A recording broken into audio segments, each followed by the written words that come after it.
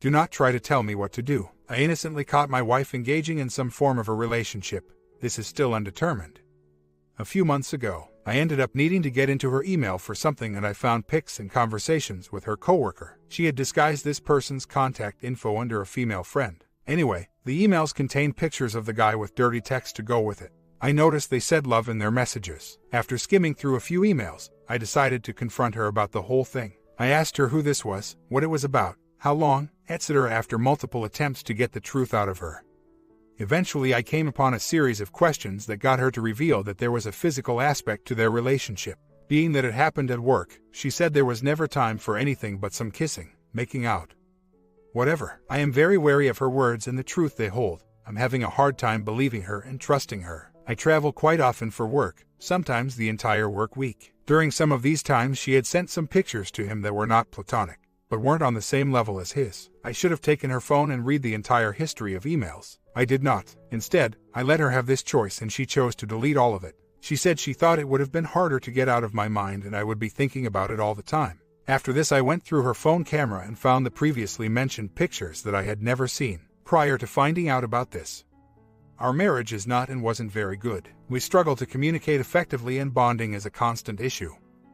There are other issues too. Our best strategy to successfully live together is to ignore what we can and distract ourselves from the rest. I feel like we experience 5% of the goodness that can exist in marriage. Currently we are seeing a counselor with the intent of making it work, but it's hard for me to see much happening. But I'm trying to have a neutral attitude. What steps can I take to help make this work? Do I need to draw some hard lines that I did not put in place months ago? I do not want to live through another 2 years of this and find out we're no better off. That is a waste of life. The first thing we brought up in counseling was the affair. The first question being, can we make it work? We have homework, but the goals are not really established. We do not really converse about much very well, to be honest. What you said about not reading each other's minds is accurate. We are 5 years in, no kids. I made a mistake in letting her delete those, no question about it now. She said she sent him an email and tried to call him. I physically encountered him at the gym and confronted him. He lied to my face, impressive, too, and acted like he had no idea what was going on. His girlfriend may have been nearby. I do not know how to contact him or her. I wanted to ask him about the whole situation and see if he would give a different story. Most of her computer activity is from her iPhone. I have not requested pins, passwords to her email and phone. Should I do this? We are trying to improve our marriage. In our minds we both say we want to make it work. We will see what happens as time rolls on. The tangible evidence has been deleted. I will have to rely on my wife to tell me how to get in contact with him. I have told my parents and a few close friends during my 1 to 3 day what the hell moments. I have had no reason to suspect any further contact. They both changed jobs, unrelated to this. Theoretically they could run into each other at the gym like he and I did. I will get her email and phone access tonight. I will see what kind of cooperation she will provide about the NC letter and contacting us. So, the marriage not working is a very real possibility. No question. Update. I have been digging through her iPhone files and it got me thinking about something I have not looked at yet. Cell phone provider call history. This led me to discover his cell phone number. I verified this by calling it from Google Voice. It went straight to voicemail and it was him. After I have his cell number, I cross-referenced it to the voicemail database from the iPhone. This led me down a path to find some voicemails from the OM that cover dates from February to June, and I know it was up until I caught her. Anyway, her call history doesn't seem to have overwhelming patterns outside of they usually speak when she's in the car, to from work, or lunch. I have purchased a VAR and plan on putting that to use ASAP. I am considering buying another for the bedroom and maybe purchasing a security camera. She has spoken with him about once a week, sometimes more but not significantly since I discovered all of this mess. I demanded no contact, no letter. When I first found out, she claims she sent him an email and tried calling to tell him that was it. Apparently, it was not. Do I need to pursue further evidence? I really want to know the truth about their relationship. I have felt she's been excluding key information the entire time. What steps do I need to take to be prepared for separation, divorce? I live in VA. Can I do this without lawyers involved? If I do need a lawyer, they need proof of infidelity. We have no kids and not a lot of wealth. Comments. Your detective work is obsessive. If you feel like you must do all of this monitoring, I can't see what the point is. You have all the information you need to make a decision about the future of your relationship, and all your digging and spying is doing is delaying your taking the proper action. OP responds, maybe I am just that insecure about the whole thing. I want to believe her in some sense, but maybe that is just my jacked up state of being right now. Damn it, this is hard to really accept. I called an attorney for some information, so we will see how it goes. I will not have a good opportunity to confront her until Monday. I am going to seek legal counsel. Once I have that and a plan in place, I am going to confront her. What a mess. Days later. Update. I went to an initial consult with a lawyer and got my head on straight as far as the expectations for separation and ultimately divorce. I went home and told her we are separated. We talked a good bit and she eventually fully admitted that she's been lying the entire time and her EA was actually a PA. Imagine that, which I later find out was 5 months. I tell her we are done. I leave for the weekend. I return on Sunday evening and some friends want to meet with me to talk about the events. Drama. Meltdown. They tell me she has completely broken down to ground zero and is wide open with everything. I am not sure if I believe them, but it gives me hope that something might actually be different inside of her. The main takeaway from their conversation for me were: 1. I cannot make good decisions when I'm not right with God. I'm not and haven't been for a while. And 2. This is the first real challenge of my faith in my life. With that being said, I went home and got a shower. When I got out, she was downstairs doing something and we started talking. She did not expect me to even listen to her, let alone carry on a conversation. She told me everything I asked of her and explained what has happened to her. One of our friends is a counselor and my wife spent a good bit of time with her while I was gone over the weekend. I feel like this has helped give her some good expectations if I felt like giving this another goes. To make a long story short, I felt very strongly that this is a real and raw state she is in. And I felt like that transparency was enough, combined with number 2 above, to give our marriage another shot. So, we are trying to make it work. We have our first counseling session tonight where she has to lay it all out for our MC, who she also lied to. I am at the point now where I've told her that she must sever all contact with OM. She agrees. Great. If I write the NC letter as mentioned earlier in this thread, how do we deliver it? Neither of us know his address. I know his cell phone number, however. How do I prevent him from contacting her at work? He has done this once. There is no caller ID or anything to screen the call. I have made the expectations very clear. Any future contact will prompt immediate separation. Divorce procedure. She has unlocked her phone and says she will provide FB Gmail account information to me tonight. As mentioned before, I travel a decent bit. Of the times they were together, most of the time were when I was away. What other steps do I need to put in place to protect myself? I feel pretty good when we are around one another.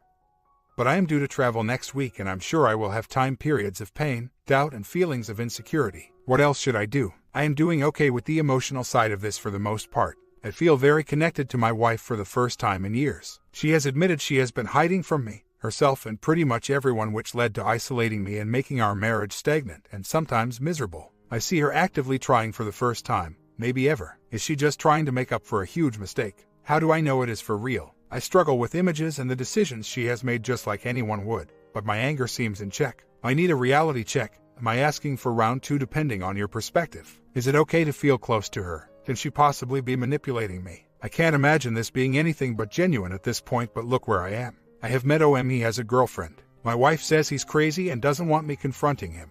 I did confront him the previous time I saw him after D-Day and he lied to my face. She seems intimidated by him and his violent past history. I told her I want to expose this to his girlfriend and she told me that he has a history of shenanigan and it is probably a waste of time. Should I pursue this either way? I already let her delete the emails back in July. Obviously a mistake. She told me if I would have read them that I would have found out it was a PA then instead of last week. I bought one VAR, but I was not sure if I should still use it. I am checking her phone records. I guess the laptop is about the last option for contacting him unless she purchases some other way or uses a work phone. She has not told her friends at work. That would be one other means of accountability. Is that worth exploring? 1. The last time they were together was in mid-August, but she has physically seen him in person and spoken on the phone since. 2. Why it ended would probably be because she was caught and I am threatening to leave. 3. I do not win, if I'm really honest about it. I guess I better deploy the VAR. She claimed they met up 5 times over 5 months and I traveled half the time during the first half of the year. Met and chilled in parking lots. She seems so genuine now. I do not know how to verify any of this. We went to the counseling session together tonight. The counselor had a vibe but was pretty blown away by it all and her confessing. She has agreed to write an NC letter. She gave me her login info for Gmail and FB. She agreed to only go to the gym with me. I confronted her about location and frequency. It seems she streamlined the truth a bit about both. She said she just gave me a number when I asked her about the frequency. She said it happened more than 5 times but not many. Apparently, this guy was not right and she said she expected them to hook up a lot more than they did. I asked her if she ever came to our house with him and she said no. I ended up getting her to admit that they did go to his place once. According to her, he is paranoid of being caught by his GF or by my neighbors. This seems sketchy to me still. but I wanted to see what you guys thought. The guy is a lot older than my wife, 15 years, and I have a very attractive wife. If it were me, I'd be trying to tap that at every opportunity. Anyway, if I were paranoid, it seems the last spot you would want to be chill is in a ducking SUV in a grocery store parking lot. Some of the details I specifically asked and she told me about were not true. She claimed she was trying to shield me from some of the details. Should I demand a polygraph? I talked with her again this morning and told her things still are not sitting right and I think she's lying. She admitted to not using condoms every time and that they came to our house once. I am really starting to lose my mind now. She has identified that her fear and uncertainty bring her back to that comfortable place. Deception. I think I am still in serious denial, but cogent and staying rational about my gut feelings and her deception. I do not know how to merge the two. I certainly do not know how to manage my thoughts or emotions about what she has done to me. My default is to throw up a brick wall and ignore. I mentioned the poly this morning prior to her admitting those 2 lies above, and she acted a little weird but said if that is what I want. I do not know if this compelled her to tell me more of the truth or what. We are going to get tested for STDs just as a precaution. I think tonight is the night for all truths or separation. We just talked and they were in my bed and on my couch. Earlier today I dragged my couch out into the lawn. I just found out about my bed. Supposedly this was the last thing she was hiding from me. I don't really know what other things I would care about, but she's lied to me and to our counselor twice. She's lied about 10 times to me. She told me about some other crap from her past. I want to burn the mattress. She told me not to bother with the polygraph and she would stop holding this last bit back. I cannot trust her. I am starting to get angry but trying not to show it. Does this mean I am pretty much at the point where I need to separate again? I feel like I am walking around at night lost in the woods with nails in my eyes. I do not know how to evaluate whether I can get beyond her betrayal and lying. I can forgive her. Is this it? My parents are coming into town this weekend. I do not know what the poly will accomplish at this point. I think I have the information now. I am just too much of a doormat to go forward. I cannot go in that bedroom. Weeks later, wife and I are going to attempt reconciliation. What demands and or protective steps should I take as such moving forward? Here are my thoughts. 1. Sell or rent the house, prefer to sell it. Move away from current area. 2. Sell her vehicle and replace it with something else with the money she gets from the sale. 3. Continue counseling wherever we are. 4. Try with our individual relationships with God. 5. Be connected, transparent and, or be able to talk about why we are or are not connected. 6. Not be mediocre, miserable. 7. Start our relationship over in a lot of ways. 8. No consideration of children for at least 3 years. Maybe more. I'm thinking about getting snipped in the meantime. These are reversible from what I understand. I do not want kids until our relationship is something worth keeping. Number 6 is more of a reflection that will take place at time intervals in the future. If we are miserable a year from now, I will not stick with it. What else should I demand? I am perfectly fine with demanding something that is obviously there for my protection. Should I consider a post-nup or contract if she screws up? I have made it very clear that any future mistakes in this realm will not be a question. I already have my decision made. This is her last chance. I know we have a ton of work to do. I am not going to blindly pretend that it will work. There is a chance if we both put the effort in. I am at the point now where I have nothing left to lose but time, and I think it is worth the risk of wasting another 6 months to give her a chance to prove that she has and will continue to change. One thing I have realized over our short sine wave: if I am not spending any time with her, there is no way it will ever work. You cannot actively do anything by yourself in a marriage. That ended up being longer than I wanted. Oh yeah, I found the OM's GF last week and told her. Update: we've been trying to reconcile for about 2 months now, I guess.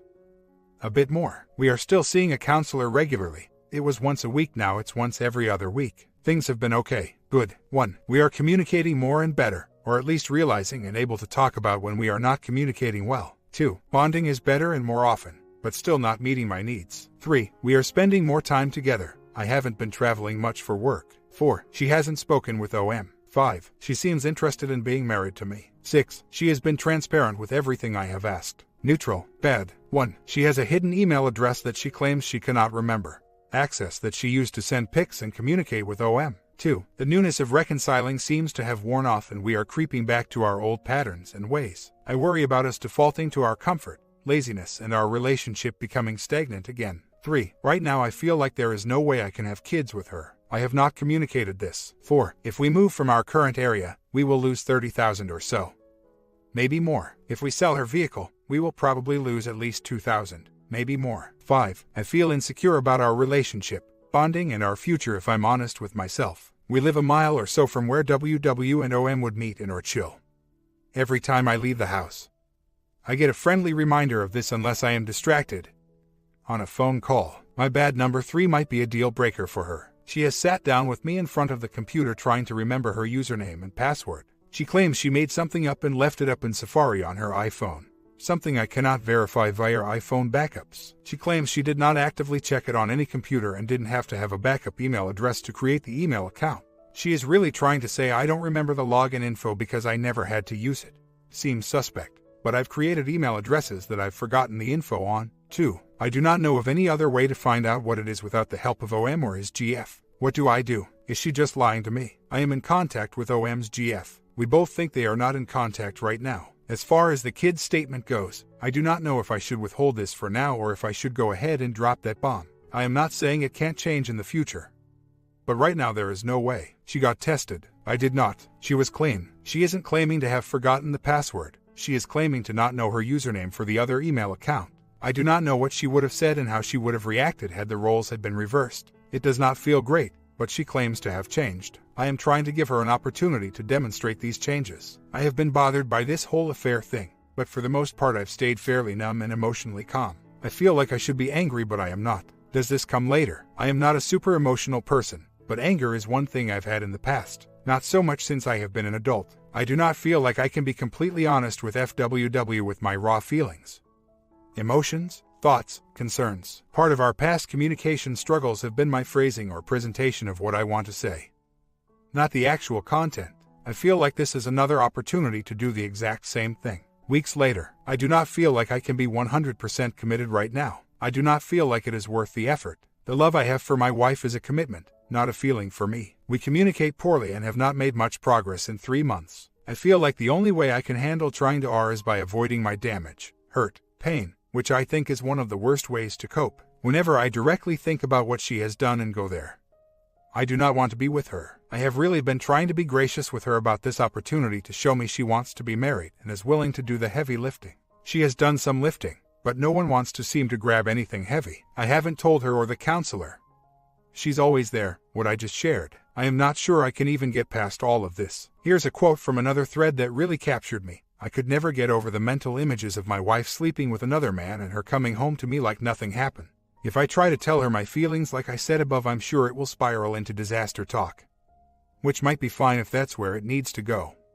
But I'm not sure yet. She is my trigger in a lot of ways. My house is a trigger. Her vehicle is a trigger. The gym down the street is a trigger. The grocery store across from the gym is a trigger. I just try to compartmentalize and move on. Sometimes I can, sometimes I cannot. The counselor told us that the only way we can make this work is by being around each other. I understand what you are saying though. How can I ever be real when I am constantly around her and that trigger? Not sure. Is this all just false R or unintended rug sweeping by me? I did not know how to react, so I just sucked it all in and tried to protect her and myself. The longer I think about this, the more I feel like our marriage is over. Months later, since then, we have decided to relocate for a few reasons, but mostly because I do not want to be in this defiled house any longer. We put the house up for sale about 2 months ago and we got it under contract about 6 weeks after listing.